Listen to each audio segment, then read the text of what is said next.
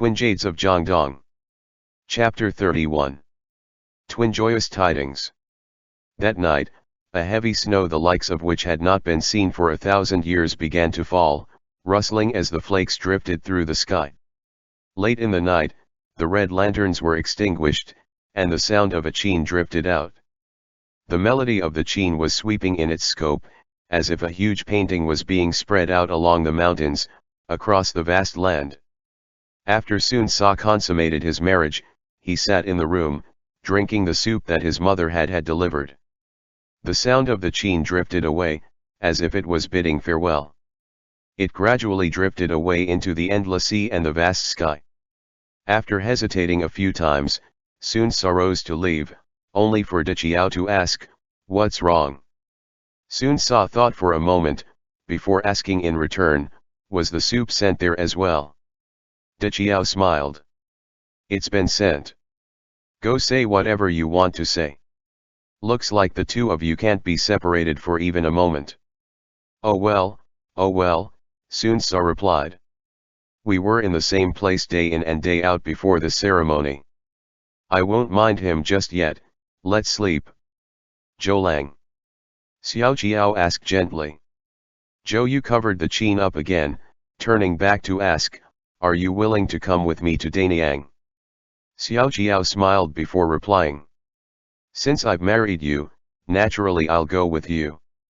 "Your father and older sister," Zhou Yu said, after thinking for a moment. "Danyang is not far from here," Xiao Jiao replied. Xiao Jiao's voice was very pleasant to listen to, just like a limpid spring burbling on a quiet night, causing the snow and ice in Zhou Yu's heart to slowly melt. The next morning, the birds would not stop chirping, and the winter plum blossoms were blanketed with a thick layer of snow. Xiao Jiao and Diqiao had come to see their aunt. Sun Quan had not yet returned from battle, so only son Shangxiang was there to accept the gifts of the wives and their kowtows to the ancestors. During breakfast, Zhou Yu said, "In a few days, I will be returning to Danyang." Sun Ce froze, and his hand that was holding his chopsticks hovered in the air. As soon as Sun Quan left, leaving Lu Men behind, Zhou Yu said, "I was worried." Sun Ce said, "Originally, I wanted to ask for your opinion when I set out to Jingzhou.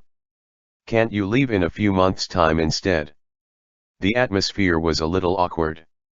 Zhou Yu looked to both their mothers, as if he was trying to get Madame Zhou's opinion, but Madame Zhou said, "I'll remain in Wu County Ba. I won't disturb you two newlyweds just yet, and with Lady Sun here, it's easy to chat." Zhou Yu nodded. Sun Ce's expression darkened again, and he said, "Then go." Zhou Yu hadn't yet had the chance to set out when Sun Quan returned.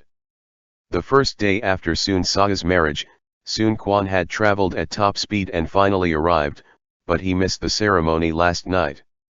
Sun Ce's anger once again came down like a thunderstorm, and he told Sun Quan to kneel in the courtyard covered in snow as a punishment. Zhou Yu had the servants pack his things, before changing into his official's robes and walking out. When he passed by the courtyard, he glanced at Sun Quan. Sun Quan now knew to be afraid in front of his own brother, and he hemmed and hawed a few times, before looking up to see Zhou Yu. Zhou Yu smiled as he said, "You've caused me great harm." Sun Quan replied, "So Pi's father said, that sometime in the future, he'd invite you to have a drink with him." Zhou Yu waved and said, "It's all right if we don't drink that wine." "I don't dare to drink his wine." Sun Quan began to smile. Zhou Yu said, "I came to see your Saizai, so I'm leaving now, back to Danyang. Follow your brother properly, don't anger him."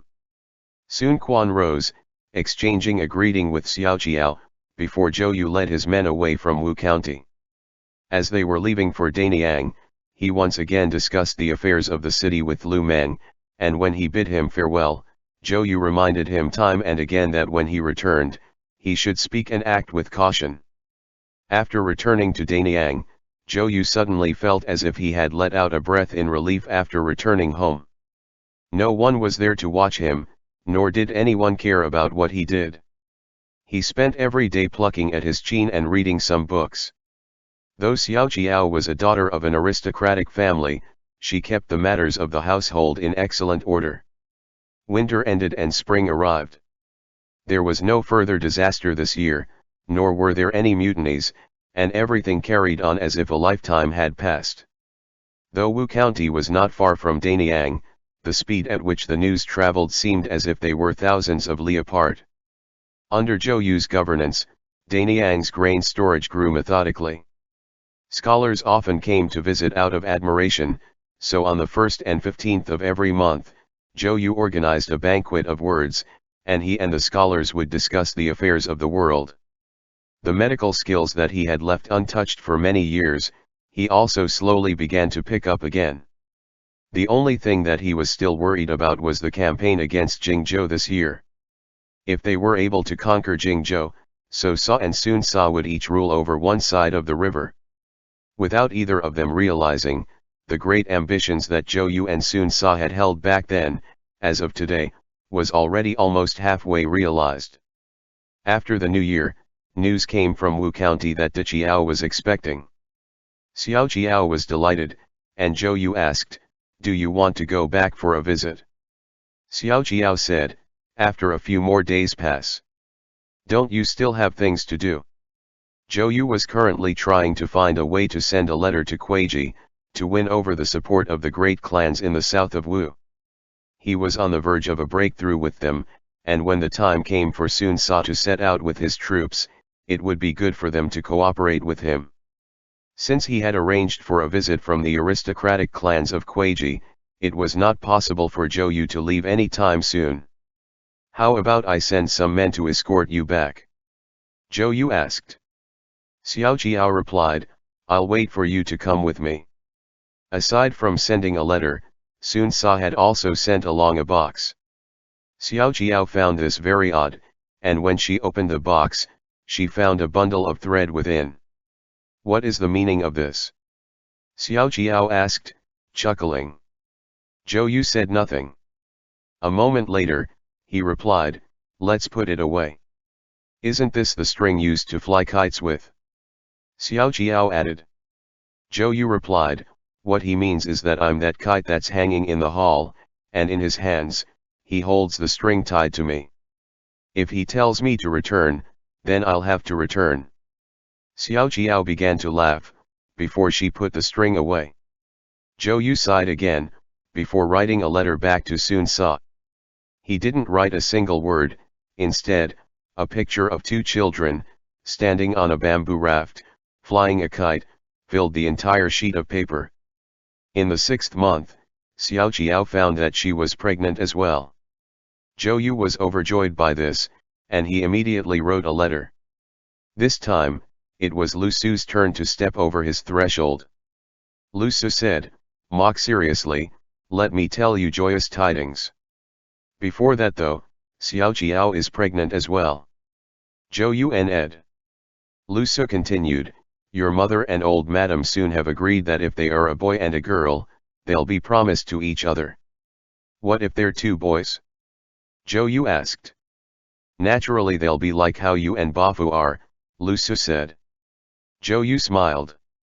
"Those days aren't easy ones to live, are they?" Lu Su began to chuckle loudly, before continuing seriously, "He's about to set out to Jingzhou." "He can't go now," Zhou Yu said. "I'm afraid there will be flooding this year.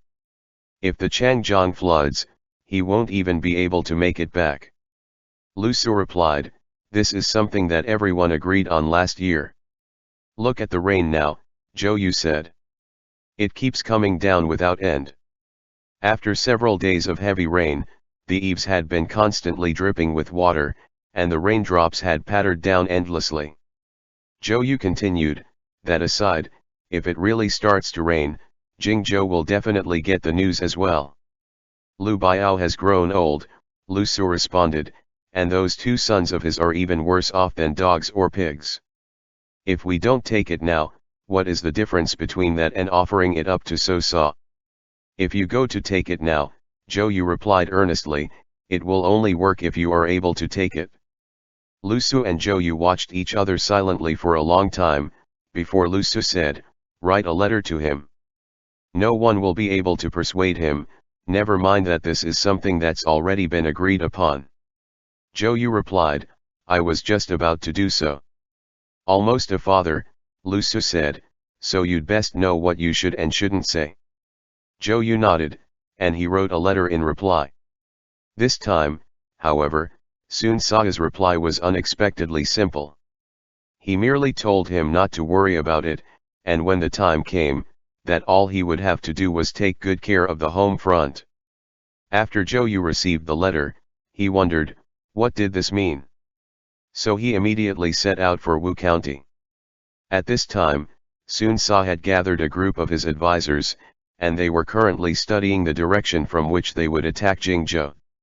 "You've come," Sun Sa said, smiling.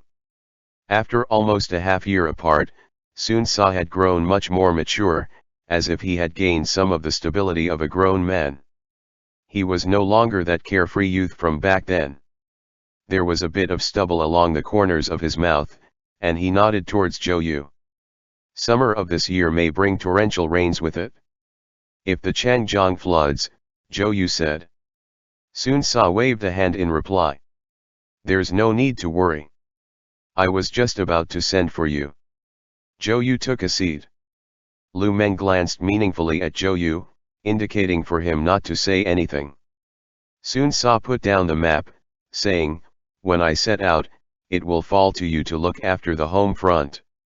Xiao Qiao is expecting, and since our mothers will look after De Qiao on this side, come back and take charge of Wu County, Danyang, and the surrounding cities. Ensure that there is an adequate supply of grain to accommodate the people." Zhou Yu did not argue back. He simply nodded. "Who will lead the navy?" Zhou Yu asked. "Zhang Zhao, Zhu Ji, and Lu Su," Sun Sa said. "If the situation on the front lines changes, then it will be your duty to lead the reinforcements. I don't dare leave Wu County under the governance of anyone, so for now, Sun Quan will be in charge, with Lu Meng as his deputy. Every change must be sent to Danyang and approved by you first." "I hear and obey," the group of commanders said. "I hear and obey," Zhou Yu replied. He knew that there was no room to argue. Since Sun Sa had summoned him here, he was here to give him orders, not to solicit his opinion. The Sun Sa of now was no longer the Sun Sa from before, and the him of now was also not the him of before. "You have to get used to it," Lu Su said to Zhou Yu after the meeting. "You must be careful," Zhou Yu said. "This is a tricky battle to fight. Though we dominate in terms of numbers, danger often appears when victory seems to be at hand." "I know," Lu Su replied, "but this is a battle that must be fought sooner or later. Last month, Zhang Zhao suggested that we first ask for your opinion on this, but Zigong said in front of all of them that you don't have the ambition, and you would definitely argue against doing so." Zhou Yu sighed and replied, "When have I not wished to send out our troops sooner rather than later? It's just that we still have 10 years. If we win this battle, this will push us into a direct confrontation with Cao Cao. Plus, the situation in Wu Commandery right now is uncertain. I'll stop talking, I'm leaving." Zhang Zhao came towards them along the corridor, so Zhou Yu and Lu Su stood up straight, greeting him properly. Zhang Zhao greeted them in kind. "Zibu Xiang," Zhou Yu said. Lu Su glanced at him several times, but Zhou Yu pretended not to see. Zhang Zhao exchanged a few pleasantries with him, before Zhou Yu said, "Is there no room to argue against sending out the troops this time?" Zhang Zhao thought for a moment, before replying helplessly, "We don't have the right to argue." Zhou Yu said, "I have something to ask of you. Zibu Xiang, if you could say these words in front of Zigong, for my sake." Zhang Zhao fell silent for a long time, before finally nodding. Zhou Yu did not let his horse rest, as he had to return to Danyang that very same day. But just as he headed out of the city gates, a fast steed raced up to him. Zhou Yu turned to the side to look, that was Sun Sa. A light, misty rain had begun to drift down from the sky. Both of them galloped onwards, shoulder to shoulder, and Zhou Yu did not stop for even a single moment as he raced forwards along the main road. "Hey!" Sun Ce shouted, smiling as he did so. Against the rain, Zhou Yu turned his head back for a glance. Sun Ce said, "Are you cursing that my campaign isn't successful?" "Gongjin." "I'm not." Zhou Yu said, finally slowing his horse. Sun Ce continued, "You haven't even wished for me to gain victory the moment my banner is raised. I wish that Zigong may gain victory as soon as his banner is raised." Zhou Yu said loudly, "That your every step be solid, and that you advance cautiously and prudently." Sun Ce chuckled, before coming to a stop in the rain. Zhou Yu turned his horse around, his expression severe as he watched Sun Ce. "You're still like that," Sun Ce observed, smiling. "Nagging without an end, fussing needlessly. Can you be a little happier?" Zhou Yu nodded and replied, "I hope that you return victorious, and that you do not advance recklessly." Sun Ce said, "Oh well. I got an auspicious sentence out of you, so I'll leave now." Sun Ce vanished into the rain. Zhou Yu watched his disappearing silhouette for a long time, drenching himself in the rain for a shishan. He couldn't find it in himself to set off. Several days later, Zhou Yu returned to Danyang. Sun Ce set off to Jingzhou, leading 100,000 navy, 400,000 cavalry, and 100,000 foot soldiers.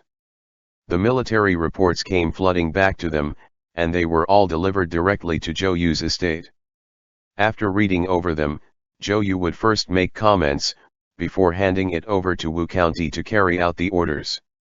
4 rounds of couriers went back and forth between the 2 locations at top speed to deliver the messages. Zhou Yu knew that the battle this time was very important, and it could even affect the situation that the entire world was in.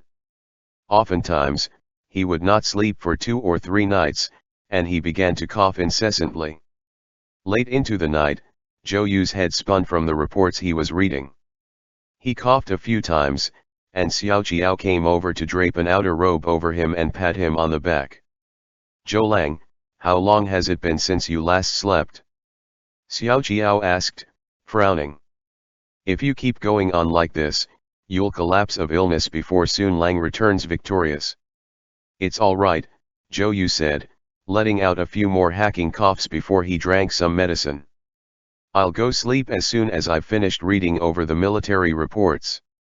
The cough was left over from an old illness of mine, and once this battle is over, it will be all right once I've spent a few months recovering." The weather gradually cooled, and a few more bouts of rain fell. Xiao Jiao said, "I heard the envoy say that this time, the upper regions of the Changjiang have flooded." Zhou Yu nodded, frowning deeply as he replied, "I'm afraid that he may return without having accomplished anything." Returning without any accomplishments would be all right. What he was most afraid of was that Sun Ce would find himself stuck in Jingzhou.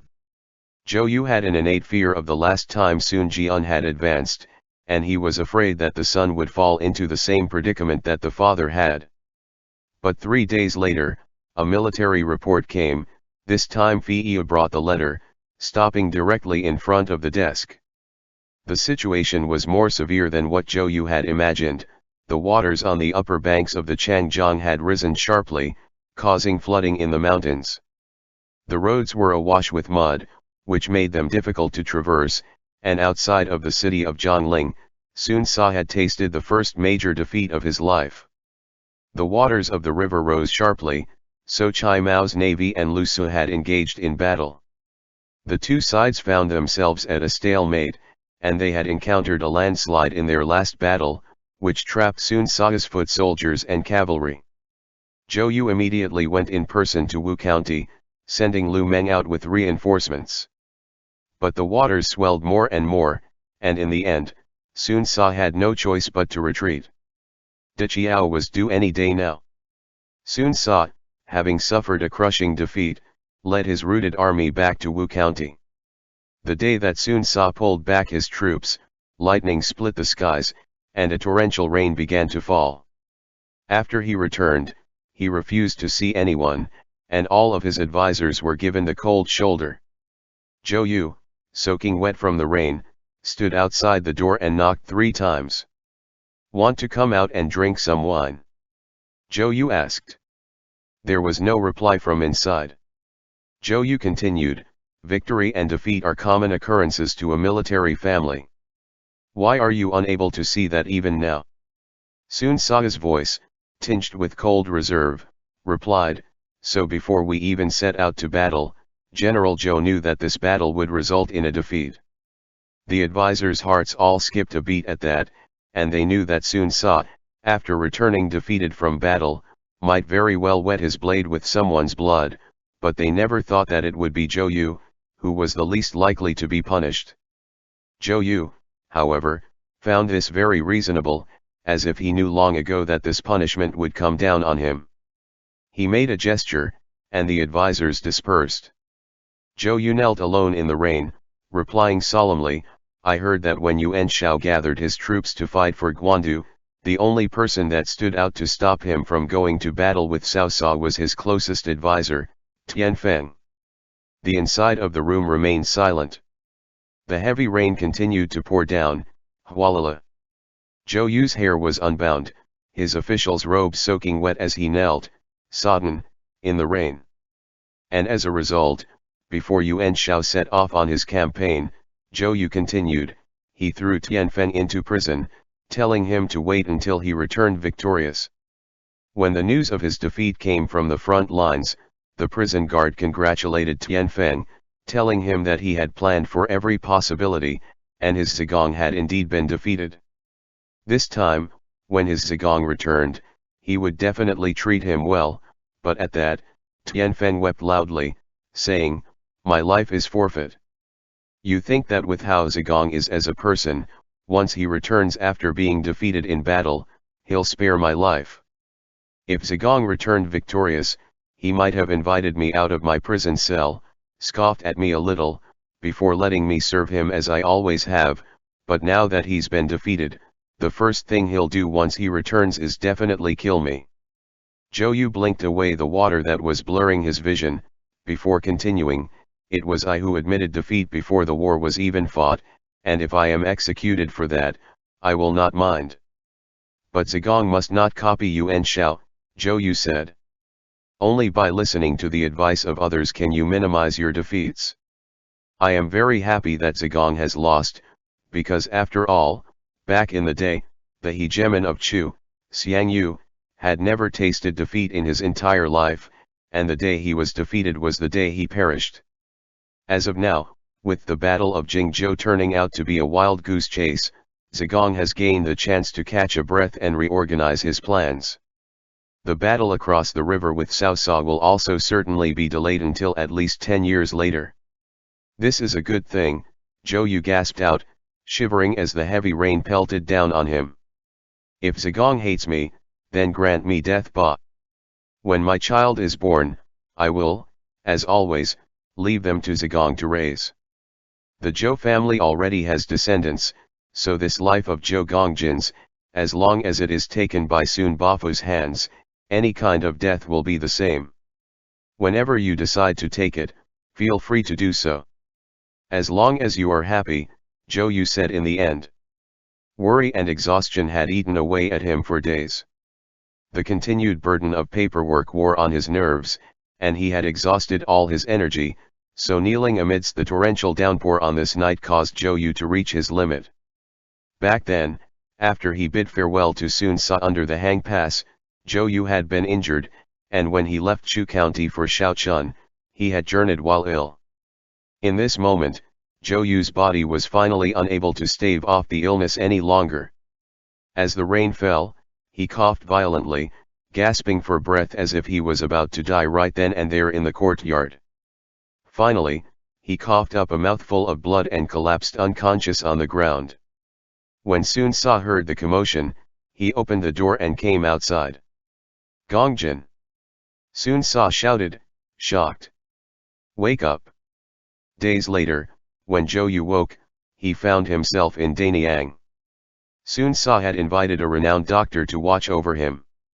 Originally, He had wanted to keep Zhou Yu in Wu County as he recuperated, but Xiao Jiao was beset with worries. Xiao Jiao was also pregnant, and De Jiao, afraid that she would worry too much, and not willing to risk inducing a miscarriage thanks to the bumps of a carriage, sent Zhou Yu back to Danyang. "This illness of yours isn't severe to speak of," the doctor said, "but because your heart has been damaged, the effects will linger." Zhou Yu nodded. He had also been trained in medicine, and he himself probably knew what his body's condition was most clearly. The doctor continued, "You must take good care of yourself, otherwise, after you turn 40, the troubles will only increase in number." Xiao Jiao said, "Zhou Lang has too much troubling him. You should return to Shu County to recuperate." The doctor said, "At all costs, you must avoid bottling up your emotions, as they will wear away at your spirits. Involve yourself less in official business, and remember to not let strong emotion grip you." Zhou Yu answered in the affirmative. The doctor then checked Xiao Jiao's pulse, gave a prediction for when the birth would be, and packed up his medicine box and left. After a few more days passed, Zhou Yu was already able to walk, so every day, he sat dumbly in the hall, a robe draped around his shoulders. He didn't play his qin, instead staring out from the hall, lost in his thoughts. "In the future, what will our child be called?" Xiao Jiao asked. "Let mother come up with a name," Zhou Yu said. "Or you can go ask Bafu." Xiao Jiao chuckled. "That side already sent a missive over, asking you to see if there are any suitable ones first, so we can pick one out." Zhou Yu ed, before asking, "And how is Wu County?" After that one uproar, Xiao Jiao replied, "Things have also been quiet. Lu Zijing came by, saying that they will not send out any more troops before the end of the year." Sun Lang was simply feeling stifled, so he had his men go with him for a stroll as a way to resolve that. "Mother said that after the children are born, we'll go back and De Jiao and I can sit the month together." "All right," Zhou Yu said. End chapter. Twin Jades of Jiangdong. Chapter 32. Severe illness. Another autumn passed and winter arrived, and when the snow melted, Sun Sa's son was born. Zhou Yu picked a name for him, Sun Xiao. Zhou Yu was also blessed with an outstanding son, and Sun Sa came up with a name for him, Zhou Sun. A letter came from Wu County, Xiao Jiao said. "Sun Lang is headed out today for a hunt, and he's going to come visit us."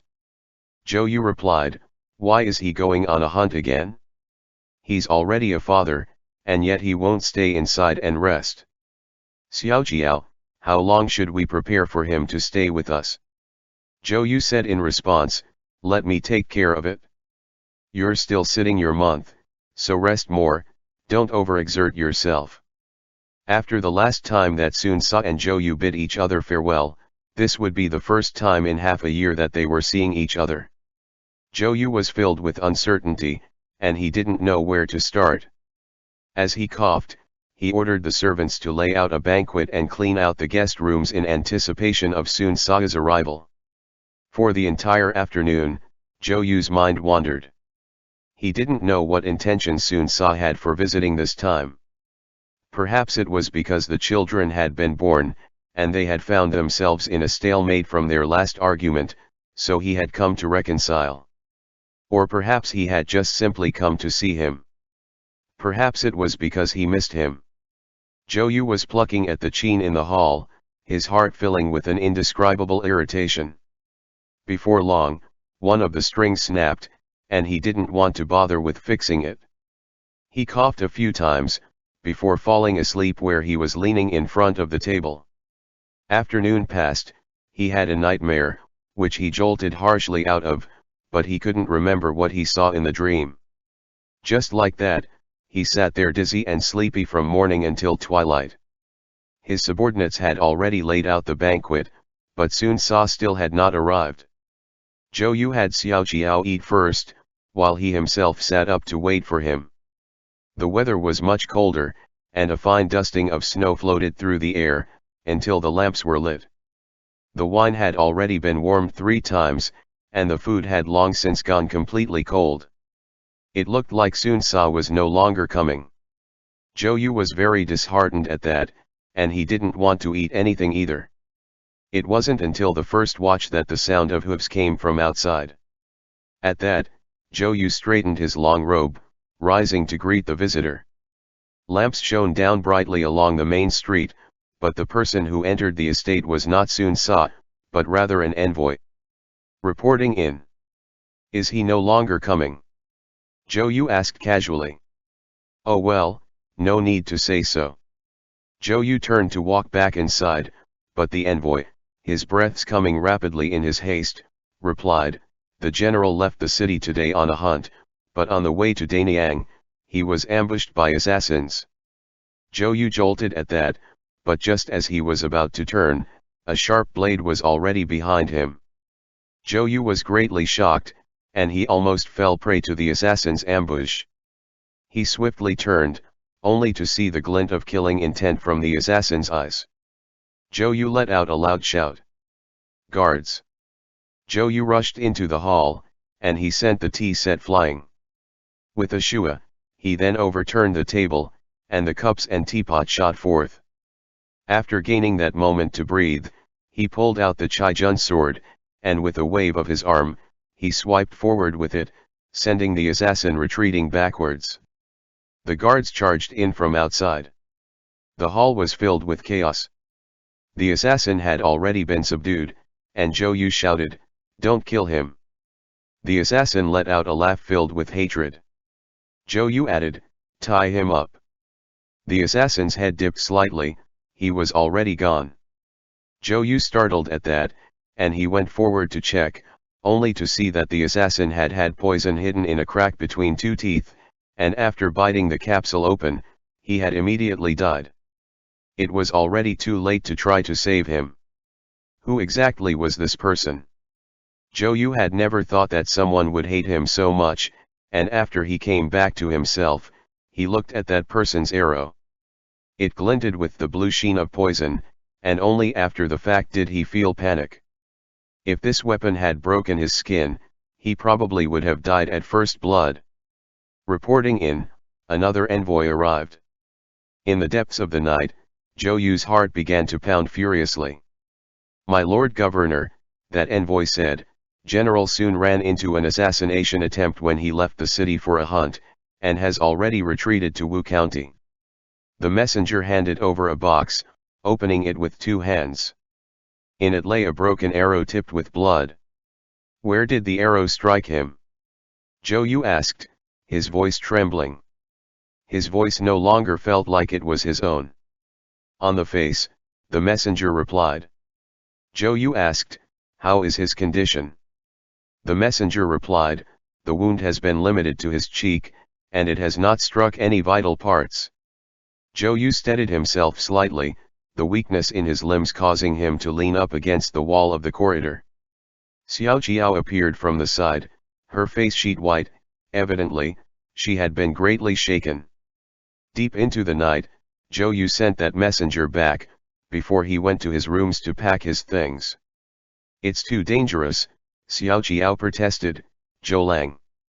As Zhou Yu packed his bag, he said, "I must go take a look, otherwise I can't stop worrying." Xiao Jiao put a hand on Zhou Yu's bag. The two of them looked at each other for a long time, but in the end, Xiao Jiao had no way to persuade him, so she said, "Be careful on the way there." Zhou Yu nodded. When he left Danyang, he brought 200 men with him, and they hurried along in the night, taking the military road to Wu County. They sped along until even their war horses were exhausted. When they arrived at Wu County, Zhou Yu's knees almost gave out from under him. In the governor's manor, Sun Quan and a group of advisors were sitting around. When the servants reported that Zhou Yu had arrived, everyone stopped their discussion. "How is he?" Zhou Yu asked. "Where's the doctor?" Sun Quan's eyes were rimmed with bright red, and when Zhou Yu saw that the entire hall was deathly silent, his heart immediately turned to ash. "Didn't the arrow hit him on the face?" Zhou Yu asked, his voice trembling. Is it that severe? A doctor said, the arrow that struck the general was coated in a rust poison that will spread into the blood, and has eaten badly away at the wound. Its progression can only be halted by medicine, but there is no antidote for it. Another doctor said, as it is winter now, its spread into the blood can be stopped, so his life is not in danger. Dudu, please do not worry. After learning of the circumstances, Zhou Yu first went to the rear hall to greet his own mother and Madame Sun. It was there that he also saw De Qiao again. De Qiao was crying so hard that she could not catch a breath, and she said, try to persuade him. The way I see it, he has gotten to the point where he's even thought about dying. Zhou Yu replied, it's just a wound to the face. Nothing will happen, and as long as he can come to terms with it, he'll be all right. De Qiao sobbed. The mirrors in the room have all been taken away, because I'm afraid that he won't be able to make his peace with it. Let me see, Zhou Yu said quietly. None of you make a sound. De Qiao led Zhou Yu to Sun Sa's room, and Zhou Yu peeked in through the window, only to see, in the darkened room, a person lying unmoving on the bed, his face wrapped in bandages. I understand, Zhou Yu said to De Qiao after he returned. He won't let anyone see him, De Qiao said. When I went to change his dressings, he didn't want to either. I will be in charge of taking care of him, Zhou Yu said. Zhou Yu walked outside, ordering servants to bring a black cloth strip to him. He stood for a while in the corridor outside, covering his own eyes with that black cloth, before he walked to Sun Sa's room, pushed the door open, and went in. Get out! Sun Sa roared. It's me. Zhou Yu fumbled around and closed the door, which let out a harsh squeal as it shut. Zhou Yu's face was sheet white as he stood under the equally pale sunlight. He smiled at Sun Sa with his eyes covered. You. Me. Zhou Yu thought for a bit, before saying, the qi flow in my liver is obstructed, and the whites of my eyes have turned red. The doctor prescribed me some medicine and told me to recuperate for a few months. Bafu? Zhou Yu asked, when he heard no sound. Sun Sa did not reply.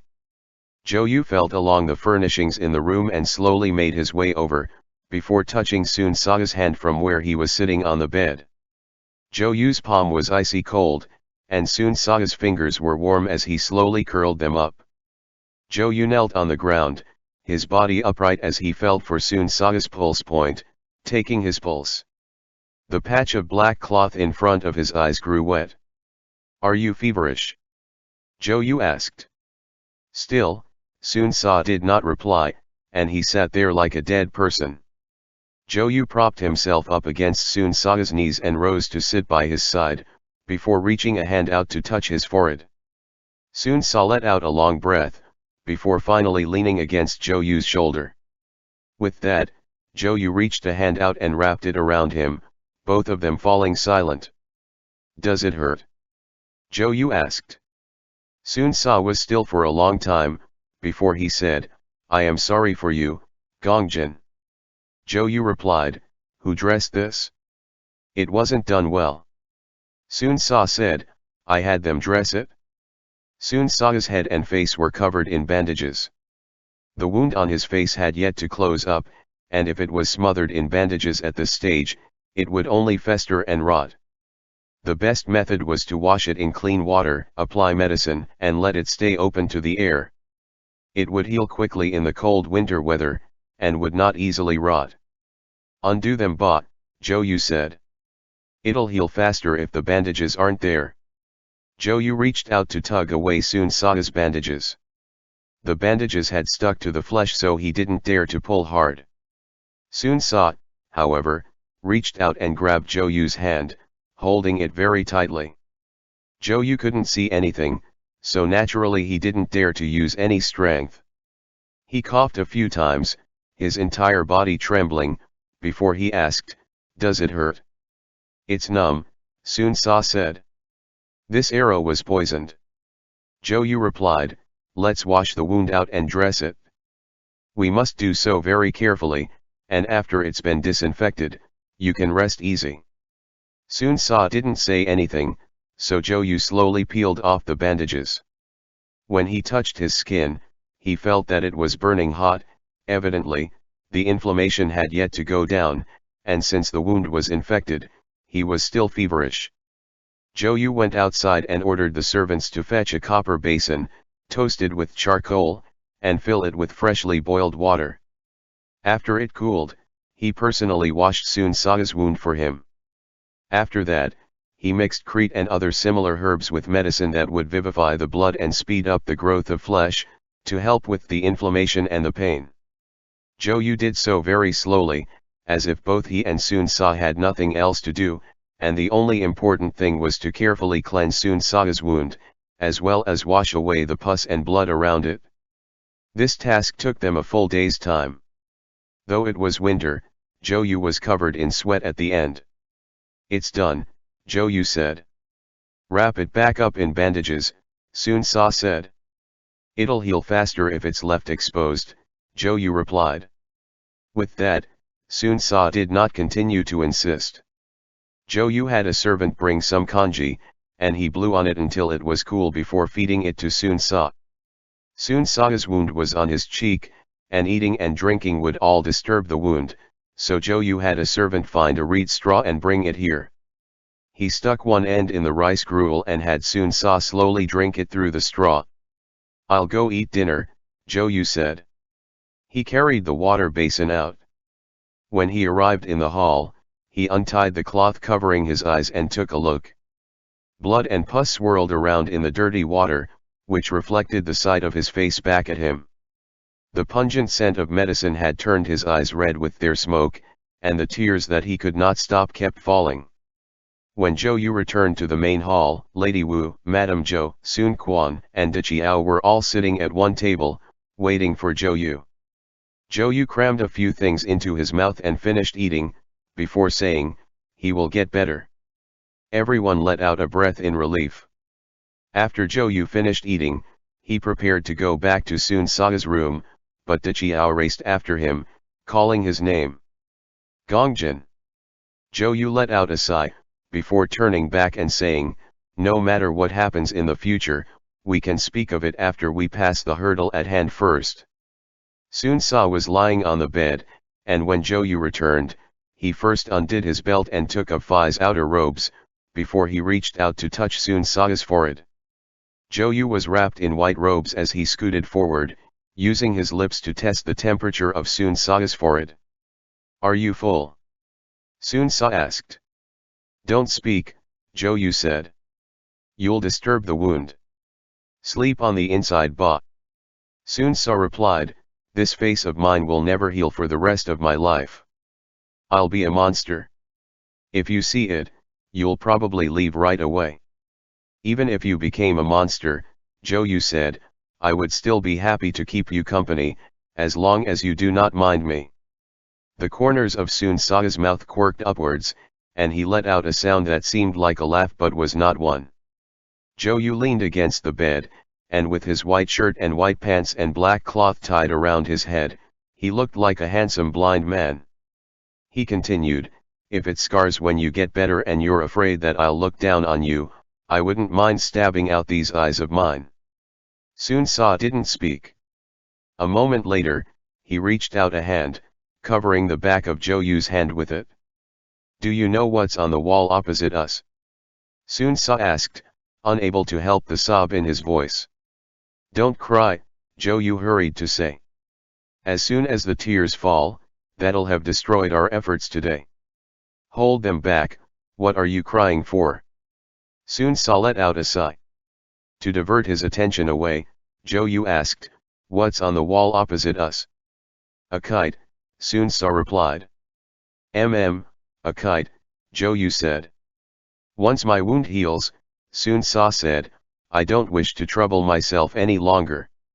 Let's go back to Lake Chao and fly kites and drink wine like we used to." Zhou Yu asked, "What does the kite look like?" "It's the same one that we bought when we were young," Sun Sa said. "It ripped 2 times in these past 10 or so years, so I patched it up myself. I fixed it." Zhou Yu nodded and replied, I, however, can't recall it. It's a dusty gray, Sun Sa said slowly, with blue wings and black eyes. The feathers are green, but their color has faded over time. What about the color of the tail?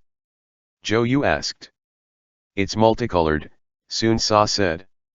It's almost falling off. Sun Quan was the one who did it. Zhou Yu remembered that back in his hometown, when the children flew their kites, they would always break the string off after it flew high and far enough, allowing the kite to fly freely. Only their kite would return to them after they sent it into the air. It was the same as what Sun Sa meant. Zhou Yu himself was that kite, and the string was always held in Sun Sa's hand. As soon as he tugged that string, he would return to his side. Is there wine? Sun Sa asked. You can't drink wine, Zhou Yu said. Once your wound heals, I'll drink with you. For now, sleep. Zhou Yu put down the curtains, lying down by Sun Sa's side. Neither of them spoke. Towards the second half of the night, Sun Sa had fallen asleep, but his entire body twitched and trembled violently, as if he was dreaming. Gongjin! Gongjin! Sun Sa's forehead was covered in sweat, and his limbs spasmed in his nightmare. I'm here, Zhou Yu said. Bafu! Wake up! Bafu! Zhou Yu tested Sun Sa's forehead with his hand. Sun Sa was running a high fever, and he let out a shriek before falling off the bed. I'm not. Sun Sa shouted loudly. I'm not afraid of you. Bafu! Sun Sa! Zhou Yu shouted explosively. Sun Sa leaned against the table for support as he vomited loudly, sour gruel splattering on the floor. Zhou Yu had no energy to spare to shout for a servant as he moved forward and hugged him, shouting, Bafu! Sun Sa was still in shock, and he kept gasping for breath. He dry heaved a few times, before he was lifted back into bed by Zhou Yu. Sun Sa's entire body was hot to the touch from his fever, and even through their inner robes, Zhou Yu felt as if he was burning as hot as a piece of charcoal. The inflammation had yet to go down, and the wound had become infected. Sun Sa was also sweating profusely, but it was a cold sweat, which caused him to feel incomparably weak. Bafu, Zhou Yu said. Wake up. Someone pushed open the door and came in, and Sun Sa immediately roared, You aren't allowed to come in. No one is allowed to come in. Or I'll kill them. Zhou Yu immediately lowered the curtains of the bed, blocking Sun Sa from sight. Sun Sa's eyes were so wide that they were completely round, and his lips trembled as he watched Zhou Yu, panting heavily. Zhou Yu lowered his head, his icy lips pressing against Sun Sa's lips. When they were small, every time Zhou Yu had had a bad dream, Madame Zhou would comfort him like this. As expected, Sun Sa slowly calmed down from his state of panic. I dreamt of Yuji. Sun Sa said. And I also dreamt of Su Gong. Zhou Yu guessed that more or less, the assassins were probably Su Gong's retainers, but he didn't dare to voice that thought. He simply comforted, Ghosts and gods do not exist, don't seek them out to cause more trouble for yourself. I dreamt that. I dreamt that there were people seeking me out, demanding my life in exchange for theirs, Sun Sa said, his voice trembling. It was Yuji who saved me. He told me to turn back and, no longer kill people. Zhou Yu smiled, before saying, Don't be afraid, Bafu. Sun Sa finally calmed at that, but he still clutched Zhou Yu's hand tightly. Zhou Yu had just clambered off the bed when Sun Sa asked, alarmed, Where are you going? To clean up, Zhou Yu said. And to get you a calming draft. Sun Sa was shivering and sweating. Zhou Yu placed an icy cloth over his forehead, before writing out a medicinal recipe and telling Lu Su to bring the ingredients to him quickly. It had been several days since Sun Sa had eaten anything, and he was qi deficient. His blood was running hot, a wind chill had sent in, and on top of that, he was injured as well. What was more troublesome was that after that scare he had, the wound had split open again, and bloody foam had blocked up his nostrils, to the point where his throat was slowly filling with blood and pus. Zhou Yu didn't dare to let the servants in to clean. Without his sight, he could only stumble around as he swept away what Sun Sa had vomited up. "Gongjin, I'm cold," Sun Sa said, shivering. With that, Zhou Yu climbed onto the bed and hugged Sun Sa. Sun Sa hugged him tightly back, saying, "Cold, cold." A large wet patch spread over the cloth covering Zhou Yu's eyes, and it took all his effort for him to steady his voice as he said, "In a bit, drink some medicine. It'll be all right once you've drunk it." Sun Sa let out a breath, finally calming. Without either of them realizing, the morning bells rang again. Snowdrifts filled the yard, and Lady Wu, Madame Zhou, De Qiao, Lu Su, Zhang Zhao and the rest of them all wanted to come in to check on him, but Sun Sa was oddly sensitive, and didn't let anyone in. Zhou Yu once again invited doctors over, lowering the curtains of the bed before pulling Sun Sa's hand out for the doctors to take his pulse. The doctors all looked grave, none of them daring to speak the truth to the patient's face. Zhou Yu followed them out and said, "Last night, his rest was disturbed by nightmares. I've already made him a calming draught and fed it to him." "An illness of the heart is hard to cure," one doctor said. "He must first calm his heart and soothe his anger. If he is not willing to see himself in full, his condition will only grow worse. From what you've seen, how severely is the wound festering?" "I couldn't see," Zhou Yu replied. "He wasn't willing to have medicine applied to it, and it was only through coaxing that I managed to do so." "What if we change to a different kind of medicine?" The doctor shrugged. "I am powerless in this situation. The general has a dead knot in his own heart, which is why he isn't recovering." "Gongjin," De Qiao said, coming over to them along the corridor. "Bafu is calling for you. What should we do?" Zhou Yu immediately turned, arriving outside Sun Sa's room. He heard Sun Sa's voice calling out from inside, brokenly yet incessantly, "Gongjin, Gongjin." Zhou Yu's entire body trembled, and he couldn't muster up his strength to push open that door. Instead, he turned and ran through the corridor, rushing into the snow. He untied the cloth strip and fell to his knees on the snowy ground, where he began to bawl. Zhou Yu's cries were filled with despair, and he grabbed 2 handfuls of snow, hunching over on the ground as he sobbed. A moment later, he scrubbed the snow over his eyes so that his entire face was bright red, and his forehead, the hair at his temples, and his eyebrows were all covered in powdery snow. After noon, Zhou Yu returned to the room. "Gongjin." As soon as Sun Sa heard his footsteps, he knew it was him. Zhou Yu first felt for the desk, shuffling to the bed, then felt along the edge of the bed until he managed to find his way onto the bed. He nodded in reply. "What did the doctor say?" Sun Sa asked. "He said for you to drink your medicine," Zhou Yu said, his voice stern and heavy, "and you will naturally get better. If you do not want your dressing changed, then I'll be leaving right now." Sun Sa's voice was very weak as he replied, "My throat is clogged, so the bloody spittle won't go down." Zhou Yu lifted Sun Sa in his arms. Sun Sa was a good 8 chi, almost 9 chi tall, but it had been 4 days since he had eaten anything, and what he had finally managed to force down yesterday he had vomited back up. His body was covered in the sour smell of cold sweat, and he had lost almost 20 jin. He was so light that Zhou Yu ached. "Take your medicine first," Zhou Yu said, before propping Sun Sa up against the head of the bed. Sun Sa was still feverish, but he slowly drank the medicine with the help of a reed tube.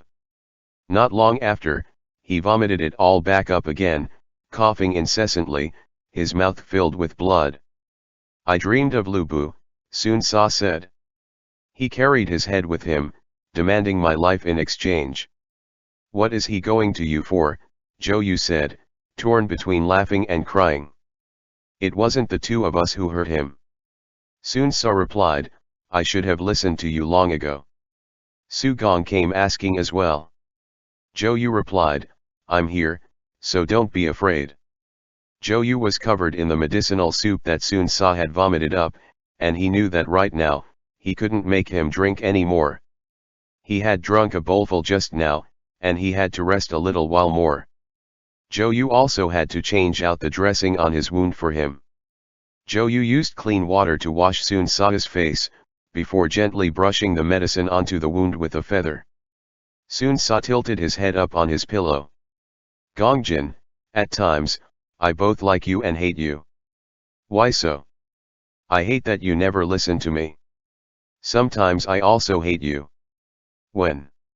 For example, right now, Zhou Yu said, letting out a sigh as he put down the bowl of medicine. I also hate when you do not listen to me. The light of the twilight sun shone in through the window, and Sun Sa eked out a few coughs, before smiling faintly and helplessly.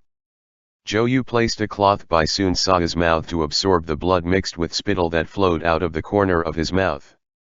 I feel like we've known each other for so long, and we always argue, but our arguments are always about who should listen to who.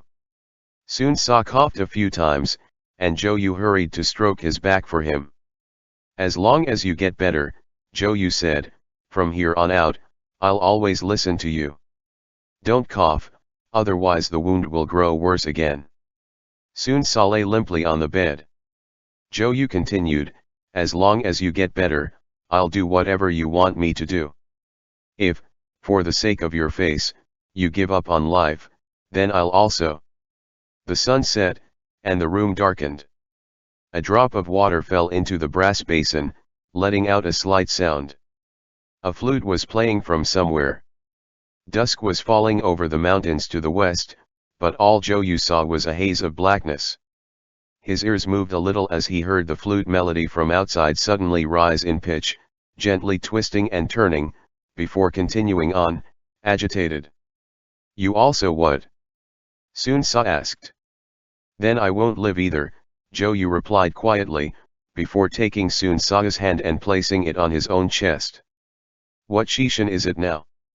Sun Sa asked. They're lighting the lamps. Sleep for a while. Zhou Yu and Sun Sa lay shoulder to shoulder. Sun Sa did not sleep, and Zhou Yu added, sleep. You won't dream any more tonight. I'm cold, Sun Sa said. Zhou Yu reached his hands into Sun Sa's inner robes and felt around, until he touched his ribs. This was the 5th day after he had been struck by the arrow. In the beginning, Sun Sa had been so feverish it was a little terrifying, but now his fever had receded, so Zhou Yu felt a little more relieved. He hugged him, using the warmth of his own body to warm him up. End chapter.